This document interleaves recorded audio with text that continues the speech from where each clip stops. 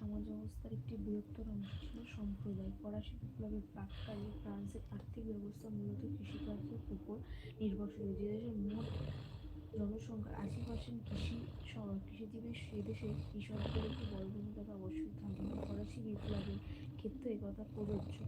বস্তুত অভিজাত সম্প্রদায় রাজার বিরুদ্ধে বিদ্রোহ ঘোষণা করলে তথাকথিত উজ্জ্বল সম্প্রদায় তাতে নেতৃত্ব দান করলেও মূল চালিকা শক্তি কিন্তু ফ্রান্সের সাধারণ খেটে খাওয়া তৃতীয় সম্প্রদায়ের হাতে ছিল। তাদের আর্থিক দুরবস্থা, সামাজিক অসম্মান, উচ্চ শ্রেণীর সীমাহীন শোষণ, রুটির অভাব ইত্যাদির কারণে দীর্ঘদিন পুঞ্জীভূত ক্ষোভ হঠাৎ একদিন ফরাসি বিপ্লবের ভিতর দিয়ে আত্মপ্রকাশ করে। ফরাসি কৃষক সমাজ এই দুর্দশার জন্য অবশ্য তাদের মধ্যকার বহু স্তরভেদকে দায়ী করতে হয়। ফরাসি কৃষক সমাজ যে এই দুর্দশার জন্য অবশ্য তাদের মধ্যকার বহু স্তরভেদকে দায়ী করতে হয়, যা তাদের ঐক্য উন্নতির পথ অন্তরায় হয়ে দাঁড়িয়েছিল, যা তাদের ঐক্য